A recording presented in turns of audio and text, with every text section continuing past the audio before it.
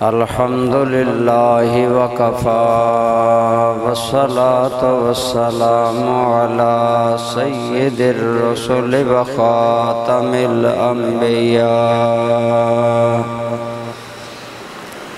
سيدنا ومولانا وملجأنا ومأوانا محمد المصطفى وعلى آله وأصحابه نجوم الهدى وأولياء أمته الأصفياء وعلماء ملته الأتقياء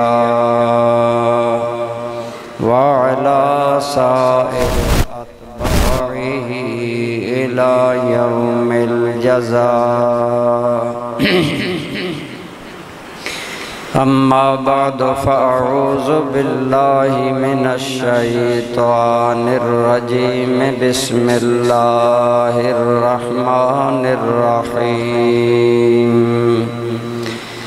واعبد ربك حتى يأتيك اليقين صدق الله مولانا العظيم صدق وبلغنا رسوله النبي الأمي الأمين الحبيب الكريم اللهم صل على سيدنا ومولانا محمد وعلى آل سيدنا ومولانا محمد وبارك وسلم عليه الصلاة والسلام عليك يا سيدي يا رسول الله وعلى آلك وأصحابك يا سيدي يا حبيب الله بے حد حمد و ثنا اللہ کریم کی ذات پاک کے لیے، بے حد و بے حساب درود و سلام حضور آقا نامدار مدنی تاجدار صلی اللہ تعالی علیہ وسلم کی ذات پاک اور آپ کے آل و اصحاب پر۔ اس کے بعد برادران اسلام، الحمدللہ ماہ رمضان المبارک ہم نے گزارا۔ رمضان المبارک اگر غور سے گزارا جائے اور توجہ سے گزارا جائے تو رمضان المبارک کے اندر انسان کے اندر ایک تو نیکی کی طرف رجحان اور میلان ہوتا ہے، آدمی نیکی کی طرف زیادہ مائل ہوتا ہے، اور دوسری بات یہ کہ رمضان مسلمان کے اندر اطاعت اور اللہ کی فرما برداری کا جذبہ زیادہ کر دیتا ہے۔ رمضان بندہ مومن کے اندر نیکی کرنے کا جذبہ زیادہ کر دیتا ہے۔ اس طرح رمضان المبارک کے اندر آپ غور فرمائیں، عموماً رمضان المبارک کے اندر وہ لوگ جو نمازی نہیں ہوتے وہ بھی مسجد میں آتے ہیں اور نمازی بن جاتے ہیں، اور جو عام حالات میں جماعت کے ساتھ نماز کے عادی نہیں ہوتے وہ رمضان کے اندر جماعت کے ساتھ نماز پڑھنے کی کوشش کرتے ہیں۔ تو اس طرح رمضان کے ذریعے بندے کو نیکی کی طرف زیادہ رجحان اور میلان اور توجہ نصیب ہوتی ہے۔ اسی طرح الحمدللہ پورا مہینہ عشاء کی نماز کے بعد، عشاء کی عموماً رکعت نوافل سمیت 17 ہے۔ عام حالات میں بندے کو 17 رکعت بہت بھاری محسوس ہوتی ہیں، لیکن رمضان کے اندر مزید نماز تراویح چونکہ عموماً پورا مہینہ پڑھتے ہیں مسلمان، تو اب 20 رکعت تراویح کی اور 17 رکعت عشاء کی، 37 رکعت، چلو نفل نہ بھی پڑھے، 33 رکعت پڑھنے والا مسلمان عشاء کے وقت لمبی اور زیادہ نماز پڑھنے کا ایک حد تک عادی بن جاتا ہے۔ یہی وجہ ہے کہ رمضان کے دوسرے دن انسان کو عشاء کی نماز بہت ہلکی محسوس ہوتی ہے، بہت تھوڑی محسوس ہوتی ہے، اور بندہ اپنے آپ کو بڑا ایزی فیل کرتا ہے کہ عشاء کی نماز جلد ختم ہو گئی۔ یہ رمضان المبارک کی برکت ہے کہ اس کے اندر زیادہ نماز پڑھنے کا ولولہ، زیادہ نیکی کرنے کا جذبہ رمضان پیدا کر دیتا ہے۔ عام حالات میں سحری کے وقت بیدار ہو کر تہجد ادا کرنا آدمی کے لیے مشکل ہوتا ہے، لیکن سحری کھانے کے بہانے ایک مہینہ انسان کا سحری کو جاگنا معمول بن جاتا ہے، کھانا کھاتا ہے، اس طرح اسے سحری کے وقت جاگنے کی رمضان عادت عطا فرما دیتا ہے۔ اور عموماً آپ نے تجربہ کیا ہوگا کہ عید کے دن آٹومیٹکلی مرد عورتوں کو سحری کے وقت جاگ آ جاتی ہے، بیداری ہو جاتی ہے۔ یہ وہ رمضان کریم کی برکتیں ہیں جو رمضان المبارک ایک مومن اور بندہ مومن اور بندی مومنہ کو عطا کر دیتا ہے۔ اسی طرح اگر آپ غور فرمائیں تو رمضان المبارک کے اندر روزہ رکھنے کی وجہ سے عموماً عادت نہ کھانے، نہ پینے اور شہوت کے قریب نہ جانے کی بن جاتی ہے، اور رمضان کے بعد دن کے وقت آدمی کھانے لگے، پینے لگے، ایک عجیب بات محسوس ہوتی ہے اور بندہ جھجکتا ہے کہ میرا روزہ ہوگا۔ عام حالات میں اگر توجہ نہ ہو بندہ سمجھتا ہے میرا روزہ ہے، لہذا وہ کھاتا پیتا نہیں۔ تو اس طرح رمضان المبارک کے صدقے ہمارا نیکی کا ماحول بڑھتا ہے، نیکی کرنے کی قوت بڑھتی ہے، نیکی کی طرف میلان بڑھتا ہے، اور ہمیں اللہ کی یاد زیادہ نصیب ہوتی ہے۔ روزے کی حالت میں بندہ اللہ کو یاد رکھتا ہے عملی طور پر، پریکٹیکلی۔ بندہ نہیں کوئی چیز کھاتا پیتا کہ اللہ تعالیٰ میرے کھانے پینے کو جانتا ہے، یوں بندے کو اللہ کی یاد زیادہ نصیب ہوتی ہے۔ تو برادران اسلام، رمضان کا اصل مقصد ہی یہی ہے کہ سال کے بعد ایک بندہ مومن کو خواہشات پر کنٹرول کرنے، اپنی چاہتوں پر کنٹرول کرنے، اپنی مرضی پر کنٹرول کر کے مرضی کو اللہ کی مرضی میں ڈالنا، یہ روزہ، یہ رمضان بندہ مومن کے اندر چیز پیدا کر دیتا ہے۔ تو اس طرح تقریباً اکثر اہل ایمان جن کو آخرت کی طرف توجہ ہوتی ہے، اللہ کا خوف ہوتا ہے، نبی رحمت صلی اللہ علیہ وسلم کا حیا ہوتا ہے، اس انسان کو یوں اللہ تعالیٰ کی نیکی کی طرف زیادہ رجحان، زیادہ میلان اور زیادہ نیکی کرنے کا جذبہ بندے کے دل کے اندر پیدا ہو جاتا ہے۔ تو اب ہمارا فرض ہے کہ رمضان نے ہمیں جو ایک عادت عطا کی، مثلا روزے کے ذریعے ہر وقت اللہ کو یاد رکھنے کی رمضان نے ہمیں عادت عطا کر دی، ہر وقت ہمارے دل میں اللہ کی یاد رہتی ہے۔ روزے دار عملاً اللہ کو یاد رکھتا ہے اور بالکل کوئی چیز دن کے وقت کھاتا پیتا نہیں۔ یوں رمضان نے بندے کو اللہ کی ہمہ وقتی یاد عطا کر دی۔ رمضان نے نماز تراویح کے ذریعے ہمیں اللہ کی بندگی کا زیادہ عادی بنا دیا، ایک ذوق اور ایک ماحول عطا کر دیا کہ ہم رمضان کے اندر زیادہ عبادت کے عادی بن گئے۔ اسی طرح سحری کے وقت سحری کی جاگنے کی وجہ سے ہمارے لیے رات کے پچھلے حصے میں جاگنا آسان ہو گیا، گویا ایک ماہ تک اللہ تعالیٰ نے ہمیں ٹریننگ دے کر ہمیں سحری کے وقت جاگنے کے قریب پہنچا دیا، ایک عادت ہو گئی۔ اور برادران اسلام، رات کے پچھلے حصے میں جاگنا اور 2 رکعت نفل اللہ تعالیٰ کی بارگاہ میں ادا کرنا، یہ بہت بڑا ثواب ہے۔ ایک حدیث پاک کے مطابق رات کے آخری حصے میں 2 رکعت نماز ادا کرنا یہ دنیا و ما فیہا کی نعمتوں سے بہتر ہے۔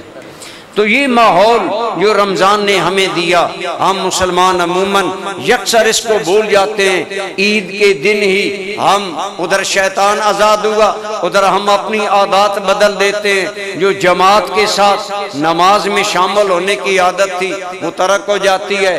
عموماً عید الفطر کے دن ظہر کی نماز جماعت سے نصیب نہیں ہوتی، وہ نظام سارا ڈسٹرب ہو گیا۔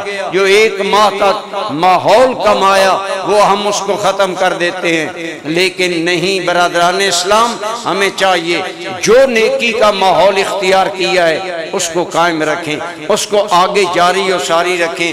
آپ کے اور میرے کریم آقا آپ صلی اللہ علیہ وسلم کی بارگاہ میں عرض کیا گیا، یا رسول اللہ ای الاعمال احب الی اللہ، اللہ کی بارگاہ میں سب سے زیادہ پسندیدہ عمل کون سا ہے؟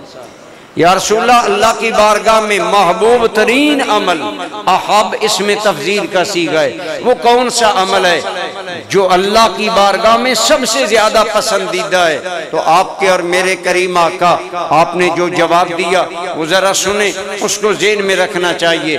آپ نے ارشاد فرمایا کہ سب سے زیادہ پسندیدہ عمل اللہ کی بارگاہ میں کون سا ہے؟ فرمایا ادومہا لو اقلہا، وہ عمل جو ہمیشہ کیا جائے، خواہ وہ تھوڑا بھی ہو، اگر تھوڑا عمل ہمیشہ کیا جائے وہ اس زیادہ عمل سے اللہ کی بارگاہ میں زیادہ پسندیدہ ہے جو کبھی کبھی کیا جائے۔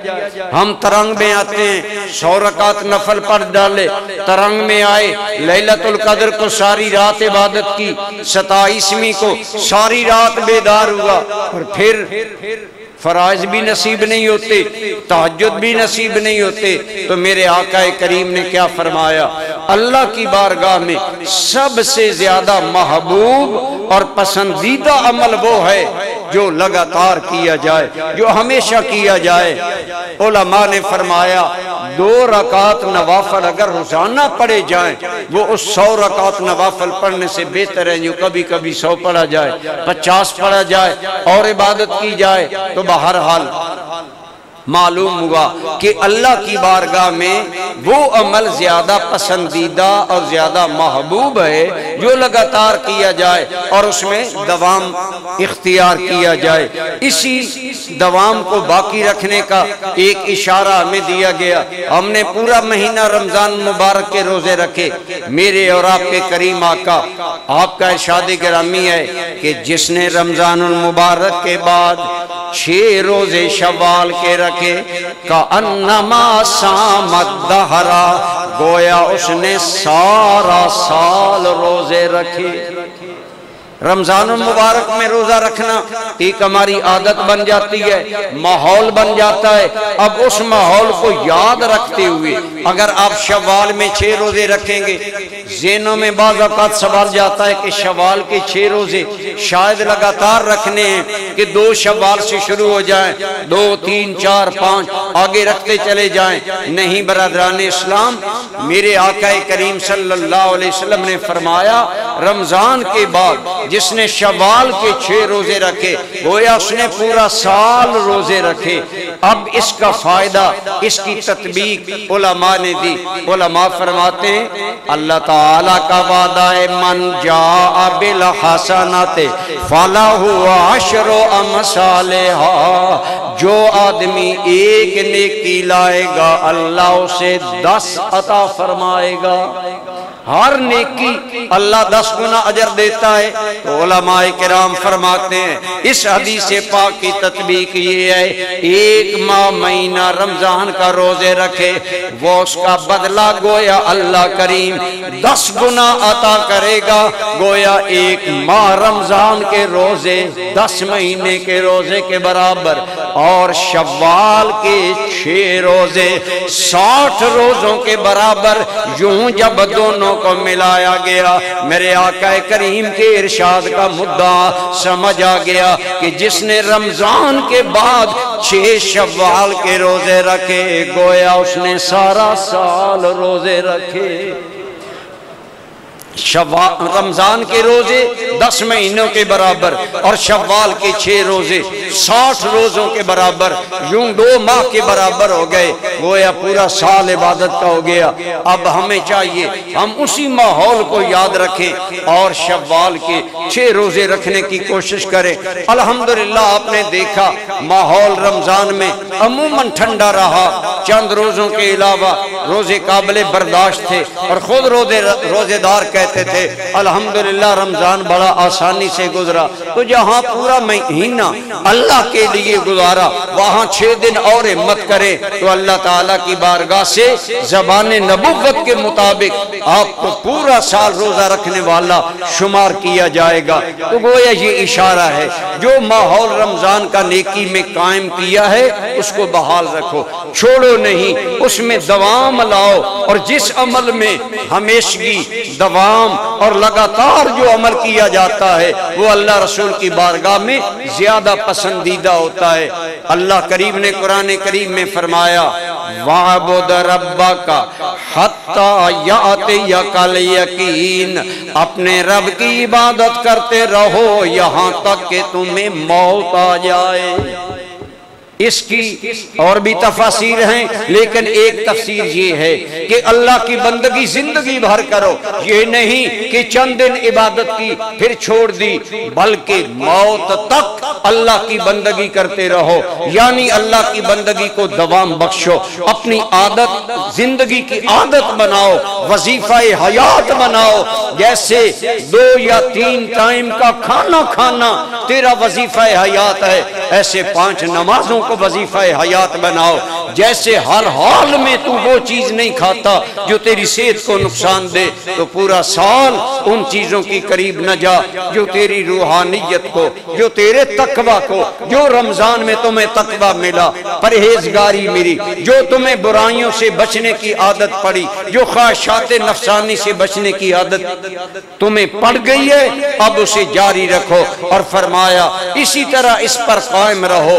تو ایک بندہ مومن جو اللہ کا قرب حاصل کرنا چاہتا ہے اسے چاہیے کہ وہ رمضان کے بعد سست رو نہ ہو جائے، اپنی عادات ترک نہ کر دے۔ یہ نہیں کہ رمضان میں تو سحری کھانے کے لیے جاگتا تھا، 2 رکعت تہجد کی پڑھ لیتا تھا، رمضان گزرا پھر غفلت کا شکار ہو جائے اور پھر سو جائے، بلکہ نہیں، عادت بنائیے۔ جب آپ تہجد کے عادی بنیں گے کرم کیا ہوگا؟ کرم یہ ہوگا، میرے اور آپ کے کریم آقا صلی اللہ علیہ وسلم نے فرمایا جب قیامت کا دن ہوگا اعلان ہوگا کہاں ہیں وہ لوگ جو اللہ کو رات کے پچھلے پیر میں یاد کرنے والے ہیں، یعنی رات کے آخری حصے میں تہجد ادا کرنے والے، اللہ کی یاد کرنے والے کہاں ہیں؟ تو میرے آقا کی امت سے تھوڑے سے لوگ آئیں گے، وہ کھڑے ہو جائیں گے۔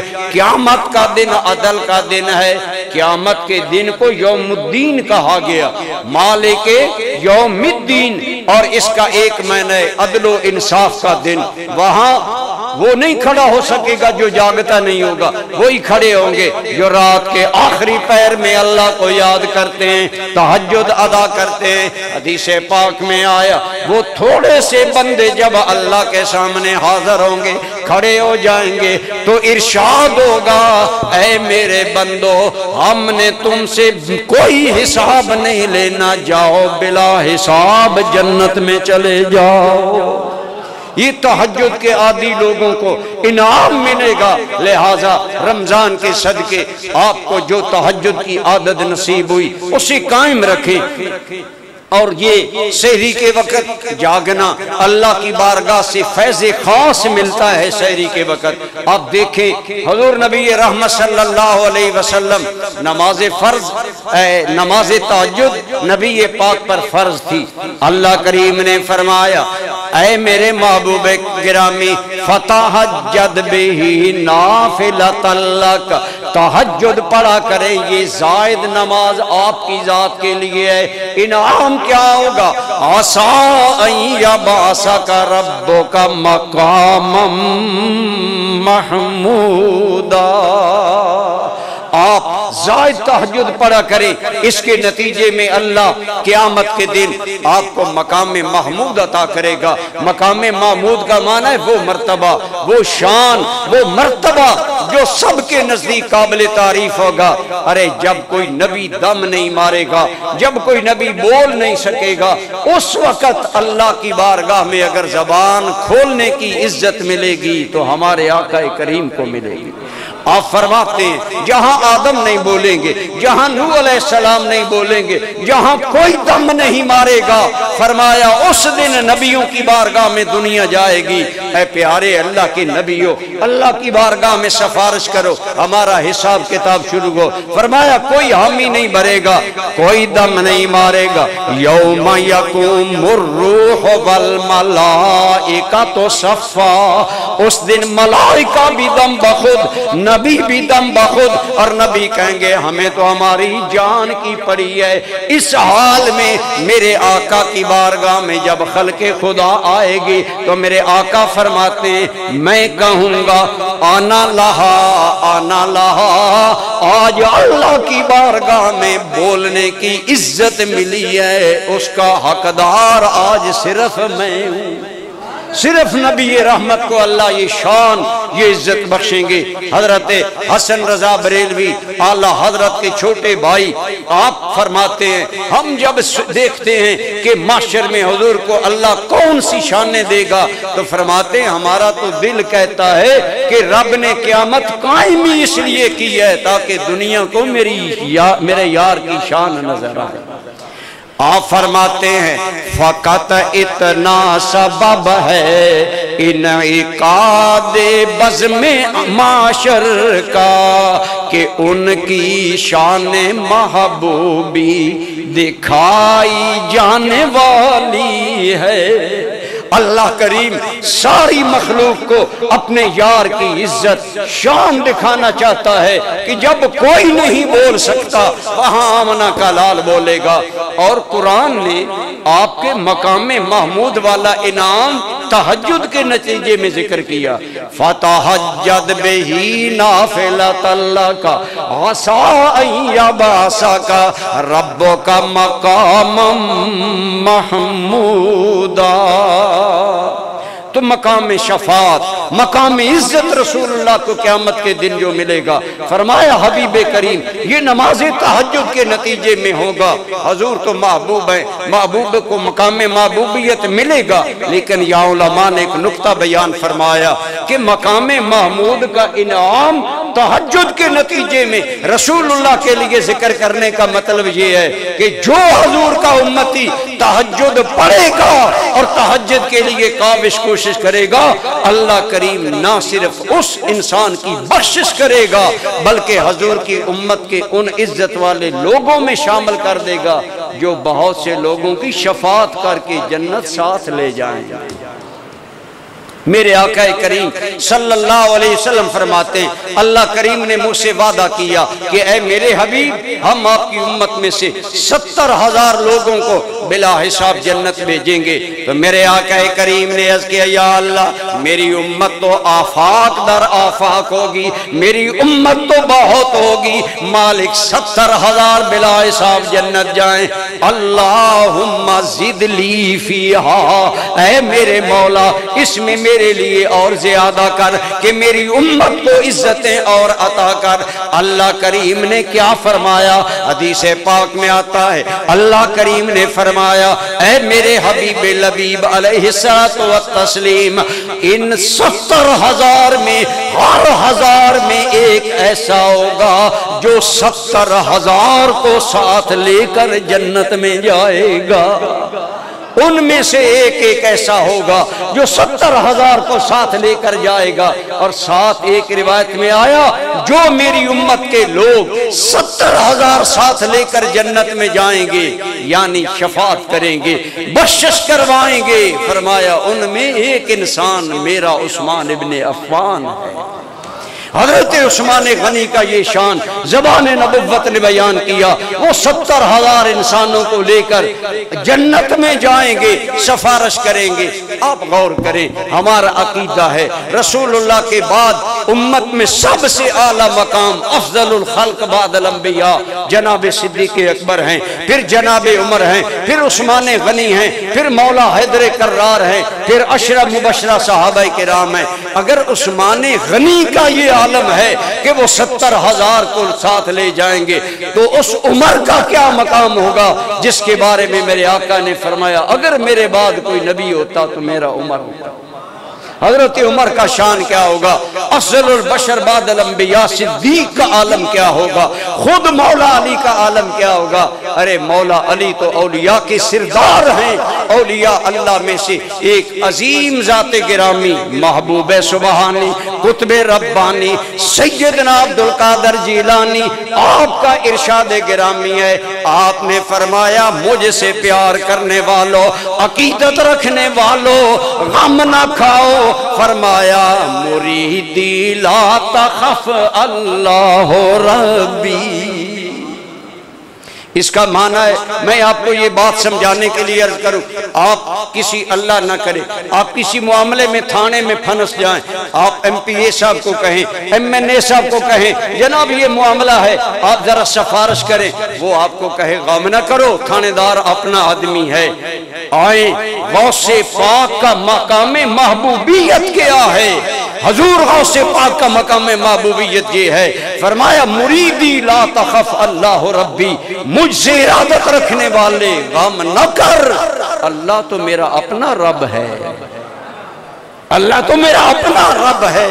یہ اولیاء اللہ کا مقام ناز ہے جو حضور کے صدقے بعض اولیاء اللہ کو اللہ مقام ناز دیتا ہے۔ ایک ہوتا ہے مقام نیاز، ایک ہوتا ہے مقام ناز۔ مقام نیاز یہ ہوتا ہے کہ اللہ کا بندہ رو دھو رہا ہوتا ہے، اللہم انی ظلمت نفسی ظلمن کثیرا، مالک میں نے اپنی جان پر بڑے ظلم کیے، مالک میرے جیسا دنیا میں کوئی گناہگار نہیں۔ لیکن مقام ناز یہ ہے کہ اگر اللہ کا ولی مچل کر کسی کو کہے دے یوں ہو جائے گا، میرے مدنی کریم فرماتے ہیں رب اشعث اغبر لو اقسم علی اللہ لابرہ، او کما قال علیہ السلام، فرمایا میری امت میں کچھ میری امت کے وہ بندے ہیں جن کے بال گرد و غبار والے، بظاہر دنیا ان کو حقیر جانتی ہے، ایک روایت ہے مدفوع بالابواب، اتنے گئے گزرے ہیں لوگ انہیں کوئی اہمیت نہیں دیتے،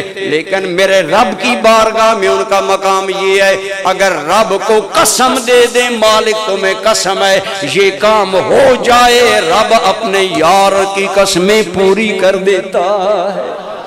اتنا مقام عزت حاصل ہے رسول اللہ کی امت کے اولیاء کو۔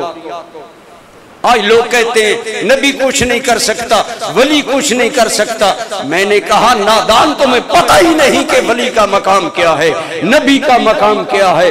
اللہ کی قسم بدر میں رسول اللہ 13 سال کی محنت بلکہ 15 سال کی محنت، جب 313 صحابی لائے نا، سامنے 1000 کا لشکر ہے، مسلح لشکر ہے، حضور رو رو کر رب کی بارگاہ میں دعائیں کرتے رہے۔ مولا علی کہتے ہیں اس رات رسول اللہ کا وظیفہ تھا یا حی یا قیوم، یا حی یا قیوم۔ میں جب بھی گیا رسول رحمت یہ پڑھ رہے تھے، لیکن آخر میں حضور کا ایک جملہ تمام کتابوں میں عرض کیا مالک اللہم ان تہلک ہذہ العصابہ لا توبہ ابدا، مالک اگر یہ میری 15 سالہ محنت 313 عشاق صحابہ اگر آج قتل ہو گئے پھر تیری بھی قیامت تک کوئی عبادت نہیں کرے گا۔ علماء فرماتے ہیں یہ رسول اللہ کا مقام ناز تھا کہ مالک یہ میری 15 سال کی پونجی ہے، اسے بچانا ہی بچانا ہے، تب تیرا دنیا میں عبادت کا جھنڈا بلند رہے گا۔